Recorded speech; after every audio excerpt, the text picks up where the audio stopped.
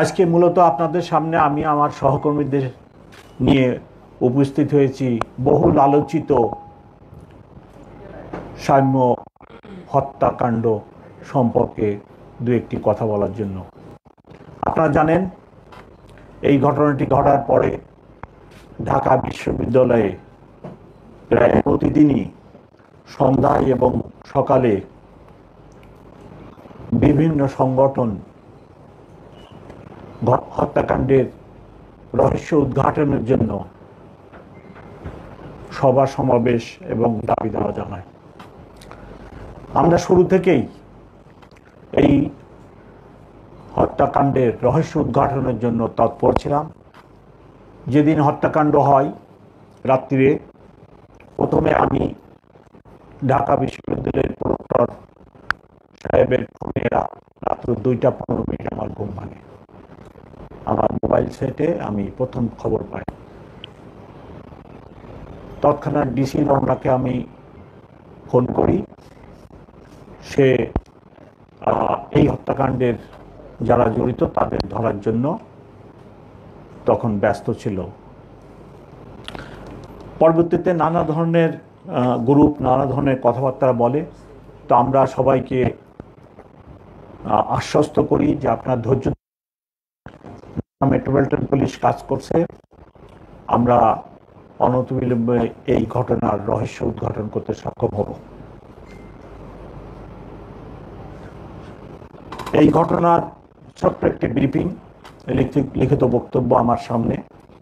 আমি এই ব্রিফিংটা এই লিখিত বক্তব্যটা পাঠ করি, তারপরে আপনাদের কোনো প্রশ্ন যদি এই ঘটনা সম্পর্কে থাকে তাহলে আমার সহকর্মীরা আছে, ওনারা জবাব দেবে, সাথে আমিও জবাব দেব। বিসমিল্লাহির রহমানির রহিম। প্রিন্ট ও ইলেকট্রনিক মিডিয়ার প্রিয় সাংবাদিকবৃন্দ, আলাইকুম ও শুভ অপরাহ্ন। আজকের এই প্রেস ব্রিফিংয়ে আপনাদের সকলকে জানাই স্বাগত। আপনারা সত্যি অবগত আছেন যে গত 13ই মে 11:45 ভোটিকায় ঢাকা বিশ্ববিদ্যালয়ের মেধাবী শিক্ষার্থী এস.এম. শাহরিয়ার আলম সাইম সোহরাওয়ার্দী উদ্যানে কতিপয় দুর্বৃত্তের হাতে নির্মমভাবে খুন হন। ঘটনার সংক্ষিপ্ত ডিসি রমনা সহ শাহবাগ থানা পুলিশ ঘটনাস্থল পরিদর্শন করেন। ঢাকা বিশ্ববিদ্যালয়ের প্রক্টর মহোদয়ের নিকট থেকে ঘটনার সংবাদ প্রাপ্তির সাথে সাথেই আমি সংশ্লিষ্ট সর্বোচ্চ গুরুত্বের সাথে তদন্ত দেওয়ার নির্দেশ প্রদান করি।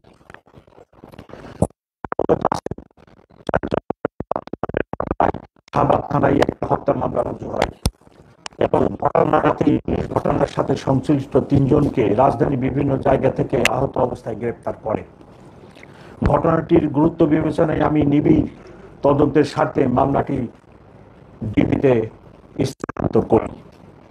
পরবর্তীতে বিজ্ঞ আদালতের মাধ্যমে 3 আসামিকে জিজ্ঞাসাবাদ, প্রাপ্ত গোয়েন্দা তথ্য ও প্রযুক্তিগত বিশ্লেষণের মাধ্যমে ঘটনাস্থলে সরাসরি উপস্থিত ও হত্যাকাণ্ডে অংশগ্রহণকারীদের শনাক্ত করা হয়। আসামিদের গ্রেপ্তারের লক্ষ্যে কক্সবাজার, মুন্সিগঞ্জ ও ঢাকা মহানগরীর বিভিন্ন এলাকায় ডিবির একাধিক দল ধারাবাহিক অভিযান পরিচালনা করে। এই সংক্রান্তে আরও 8 জনকে গ্রেপ্তার করে। গ্রেপ্তারকৃত হলেন রাব্বি, কবুতর রাব্বি, 2 মেহেদি, 3 পাপেল, 4 রিপন, 5 সোহাগ, 6 রবিন, 7 হৃদয়, 8 সুজন সরকার। গ্রেপ্তারকৃত আসামি মেহেদির দেখানোর মতে সোহরাওয়ার্দী উদ্যানের 3 নেতার মাজারের সন্নিকটে মাটির চাপা দিয়ে লুকিয়ে রাখা অবস্থায় হত্যাকাণ্ডে ব্যবহৃত 2টি সুইচ গিয়ার চাকু উদ্ধার করা হয়। গ্রেপ্তারকৃত আসামিদের মধ্যে এখন পর্যন্ত 2 জন ফৌজদারি কার্যবিধি 164 ধারা অনুযায়ী বিজ্ঞ আদালতে স্বীকারোক্তিমূলক জবানবন্দি প্রদান করে। এই ঘৃণিত হত্যাকাণ্ডে জড়িত আসামিদের দৃষ্টান্তমূলক শাস্তির লক্ষ্যে মামলাটির সুষ্ঠু তদন্ত নিশ্চিত করা হচ্ছে। সম্ভাব্য দ্রুত সময়ের মধ্যে মামলাটির তদন্ত প্রতিবেদন বিজ্ঞ আদালতে দাখিল করা হবে এবং আমাদের পক্ষ থেকে দ্রুত গতিতে এই বিচার কার্য সম্পন্ন করার জন্য সকল উদ্যোগ আমরা গ্রহণ করব। সকলকে অনেক ধন্যবাদ। ধন্যবাদ স্যারকে। স্যার সবিস্তারে তুলে ধরেছেন এই অপরাধ সংক্রান্ত বিষয়ে। আর যদি কারো কোনো প্রশ্ন থাকে আমার মনে হয় একজন করে হাত তুলবে, আর প্রশ্ন রিপিট না করার জন্য আমি বিনীত অনুরোধ জানাচ্ছি। একজন এই পাশে। আমার নাম ইনামুল কবির, আমি চ্যানেলাইজে কাজ করি। এই হত্যাকাণ্ডের মোটিভটা কি যদি সংক্ষেপে বলেন? যেহেতু আপনাদের তদন্ত শেষ পর্যায়ে চলে আসছে, আপনি বলেছেন যে খুব তাড়াতাড়ি সিএস দাখিল করা হবে। সব কথা বলা দরকার নেই, নাসি সবই বলা দরকার নেই। আমরা তো নিউজ কভার করবো, আসলে কোন সমস্যা তা বললে হবে না। না, ওই যে তদন্ত ডিবি করতেছে তো, ও ডিটেইলসটা জানে। ওই বলুন, তথ্যটা উনি না দিলে ডিটেলস যে করছে সে বলতে পারবে। আমি তো Dhaka metropolitan police is a multi national multi company, মানে বিশাল বিগ। আমার এই মাথায় তো সব থাকবে না, আমার তো সহকর্মীদের সাথে শেয়ার করতে হয়। মূলত ঘটনার দিন 13 তারিখ স্যার বলেছেন যে রাত 11:45 সময় সোহরাওয়ার্দী উদ্যানে একটি মোটরসাইকেল থেকে সাম্য এবং তার দুই বন্ধু সোহরাওয়ার্দী উদ্যানের মধ্যে যায়। সোহরাওয়ার্দী উদ্যানের মধ্যে গেলে সোহরাওয়ার্দী উদ্যানের মধ্যে মূলত মাদক ব্যবসার একটা চক্র আছে। এই চক্রটা একটা চক্র মেহেদি, যা যে ইতিমধ্যে গ্রেফতার আছে এবং যা দেখানোর মতে আমরা সুইচ গিয়ার উদ্ধার করেছি। তা মেহেদির গ্রুপেরই একজন রাফির হাতে একটা ট্রেজার গান ছিল। ট্রেজার গান যেটা ইলেকট্রিক শক, সেই ইলেকট্রিক শকের ট্রেজার গানটা যখন শো করলে পরে তখন সেই ট্রেজার গানটা দেখে এই সাম্য সেই ট্রেজার গানটা কি এটা জানতে চাওয়ার একটা পর্যায়ে তাদের ভিতরে যখন ধস্তাধস্তি হয়, ধস্তাধস্তির একটা পর্যায়ে ওই মাদক ব্যবসায়ীর অন্য যারা আছে তারা ঘটনাস্থলে আসে এবং তাদের ভিতরে ধাওয়া পাল্টা ধাওয়া এবং ধস্তাধস্তির একটা পর্যায়ে এই হত্যাকাণ্ডটা ঘটে। এই হত্যাকাণ্ডে আমরা এখন পর্যন্ত আমাদের কাছে যেটা আসছে যে ওই তাদের ভিতরেরই একজন সদস্য রাফি, যার নাম এসেছে 160 বলে, তো যে কবুতর রাফি তাৎক্ষণিকভাবে তাকে ছুরিকাঘাত করে।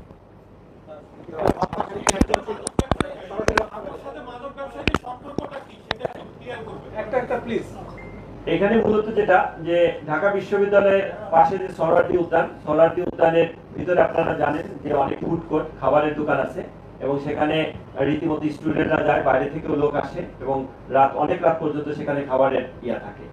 তারই ধারাবাহিকতায় আমরা আপাতত যতটুকু পেয়েছি তাতে সাম্য এবং তার দুই সহপাঠী ভিতরে তারা খাবারের জন্য যায়। খাবারের জন্য গেলে তাৎক্ষণিকভাবে ঘটে যাওয়া একটা ঘটনা, অর্থাৎ যখন ট্রেজার গানটা শো করলে পরে তাদের কাছে সন্দেহ হলে তখন তার এই বিষয়টা কি জিনিসটা দেখার জন্য এবং তার কাছ থেকে সেটা নেওয়ার জন্য যখন তাকে চ্যালেঞ্জ করে, তার কাছে যায়, কাছে গেলে পরে তখন তাৎক্ষণিকভাবে তারা এই ঘটনাটা ঘটায়। ঘটনাস্থল কি সোহরাওয়ার্দী উদ্যানের ভেতরে? আমরা যতদূর জানি ঘটনাস্থল তিন নেতার মাজারের কাছাকাছি। আপনি আপনার বর্ণনা অনুযায়ী খাবার যদি খেয়ে থাকে তাহলে সেটা সোহরাওয়ার্দী উদ্যানের ভেতরে। এটা মুক্ত মঞ্চের কাছে, মুক্ত মঞ্চের ওইখানে ফোয়ারা আছে, যেখানে তার ফোয়ারার ওইখানেই ঘটনাস্থল এবং বিভিন্ন রকমের যে ফুডগুলা, এই ফুডগুলা সেখানে আছে।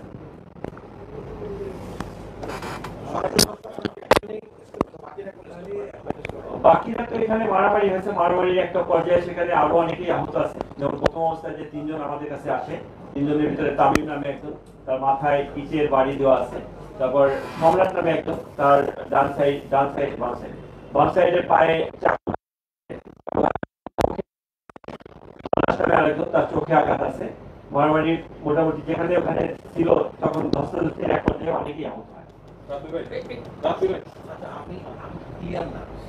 এই মার্ডারটার পেছনে মানে ঘটনাটা কি? শুধুই কি ওই ট্রেজার গান দেখতে চাওয়া এইটা, নাকি সাম্য জানতো যেখানে মাদক বেচা কেনা হয়, সে ধরতে গিয়েছিল, এই টাইপের কিছু একটা? নাকি এটা এখনো তদন্ত কার্যক্রম চলমান আছে। তাৎক্ষণিকভাবে ঘটে যাওয়া একটা ঘটনা এদের পক্ষে আরো কোনো ঘটনা আছে কিনা, অন্য কোনো বিষয় আছে কিনা সেটা বিভিন্নভাবে দেখা হচ্ছে। সামনের সাথে যারা ছিল তাদের সাথে আমরা একাধিকবার কথা বলেছি এবং তাদের সহ আমরা প্রিয় ভিজিট করেছি, তারাও আমাদের সঙ্গে গিয়েছেন এবং আমাদের সাথে বিভিন্ন সময় তদন্তের বিভিন্ন কিছুতে যখন আমাদের তথ্য দরকার হয়েছে তখন তাদের সাথে আমাদের কথা হয়েছে। তদন্তকারী কর্মকর্তা, সুপারভাইজিং অফিসার এবং ঊর্ধ্বতন অনেক কর্মকর্তার সাথে তাদের কথা হয়েছে। এই ঘটনায় এখন পর্যন্ত কতজনকে আপনারা অ্যারেস্ট করেছেন এবং এই ঘটনায় কতজন জড়িত আছে? আরো এছাড়া মাদক কারবার কিন্তু এখনো চলে। আমরা যে ফলো আপ রিপোর্ট করতে গেছি এখনো দেখি মাদক কারবার সেখানে চলে। আপনাদের পুলিশের পক্ষ থেকে এখন পর্যন্ত তেমন কোনো উল্লেখযোগ্য ব্যবস্থা দেখা যাচ্ছে কিনা? কোনো ব্যবস্থা নেই। এই যে যেটা বলেছেন, আমরা তদন্ত করতে গিয়ে আমরা যেটা দেখেছি যে সোহরাওয়ার্দী উদ্যান ওদের কথিত ভাষা যেটা গ্রিপ বলে, গ্রিপ মানে তিনটা ভাগে ভাগ করা। একটা গ্রিপ হলো তিন নেতার মাজারের এই সাইডে, একটা মাঝখানে আর একটা ছবি থাকে, এবং তিনটা গ্রিপের তিনটা গ্রুপ সেখানে দায়িত্বরত আছে এবং তারা মাদক ব্যবসা করে, এটা আমাদের তদন্তে প্রাথমিকভাবে উঠে এসেছে।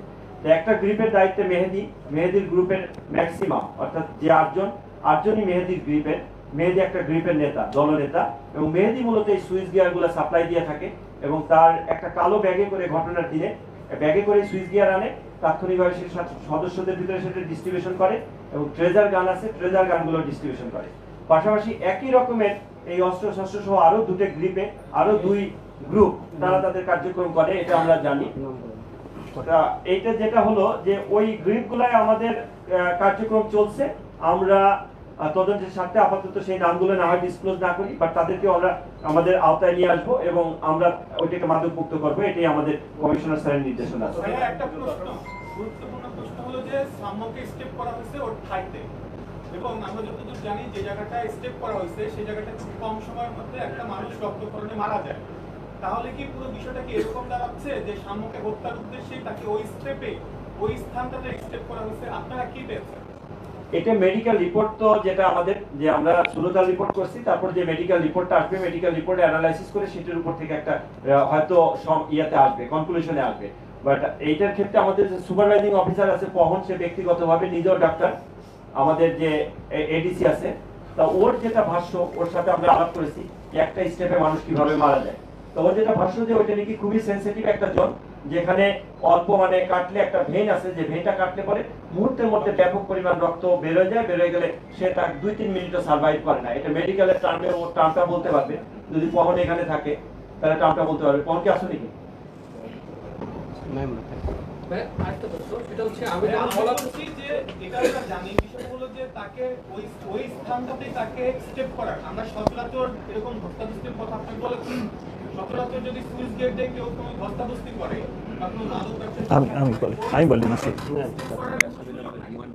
আমার কথা হলো যে এই ঘটনায় কি কোনো পরিকল্পিত কি থাকে? আমাদের ভাষা অনুযায়ী আমি বুঝতে পারছি, আমি বুঝতে পারছি আপনি 2001 বা 2 সালে কালা ফারুক বলে একজন সন্ত্রাসী মারা গেছিল, সেটা হলো এটা তেজগাঁ থানার ভিতরে শেরেবাংলানগর থানায় এখন পড়ছে।